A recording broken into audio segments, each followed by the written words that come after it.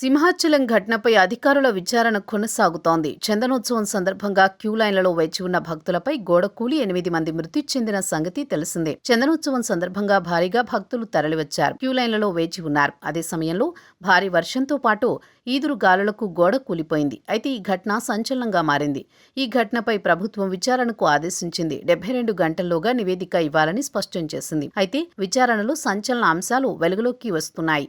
కూలిన గోడ నిర్మాణంలో నాణ్యత లేదని తేలిపోయింది. పునాది లేకుండానే నాసిరకం పనులు చేశారని విచారణ కమిటీ గుర్తించింది. ఈ ఘటన విచారణకు సంబంధించి ప్రత్యేక కమిటీని నియమించారు. ఆ కమిటీ బృందం ఇప్పటికే దర్యాప్తు ప్రారంభించింది. సంబంధిత పనులు చేపడుతున్న కాంట్రాక్టర్ లక్ష్మణరావును విచారించింది. ఆయన సంచలన విషయాలు బయటపెట్టారు. తనపై దేవాదాయ శాఖ అధికారులు ఒత్తిడి చేసినట్లు చెప్పుకొచ్చారు. చందనోత్సవానికి సమయం తక్కువ ఉంది, తాను గోడ కట్టనని తేల్చి చెప్పినట్టు చెప్పారు. అయితే దేవాదాయ శాఖతో పాటు పర్యాటక శాఖ అధికారులు తనపై ఒత్తిడి తీసుకువచ్చారని గుర్తు చేశారు. అందుకే గోడ కట్టినట్టు వివరించారు. ఇప్పుడు కాంట్రాక్టర్ కామెంట్స్ ప్రాధాన్యత సంతరించుకున్నాయి. 4 రోజుల కిందటి నిర్మాణం. చందనోత్సవం సందర్భంగా భారీగా భక్తులు తరలివచ్చారు. ఉచిత క్యూ లైన్లతో పాటు 300 రూపాయలకు సంబంధించి దర్శన టికెట్లను సైతం విక్రయించారు.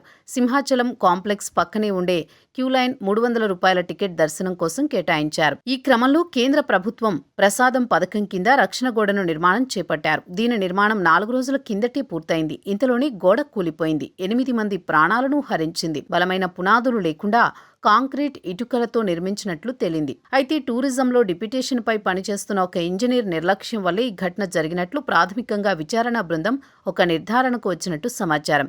తెల్లవారుజామున 3 గంటలకు ఒక్కసారిగా గోడ కుప్పకూలింది. భక్తుల పైకి సిమెంట్ ఇటుకలు పిడుగుల్లా పడ్డాయి. మట్టి కూడా ముంచెత్తింది. చిమ్మ చీకటి, ఆపై వర్షం. చీకటిలో ఏం జరుగుతుందో తెలుసుకునేలోగా జరగాల్సిన నష్టం జరిగిపోయింది. 8 మంది ప్రాణాలు విడిచిపెట్టారు. అయితే దీనిపై మరింత లోతైన దర్యాప్తు చేపట్టే పనిలో ఉంది విచారణ కమిటీ.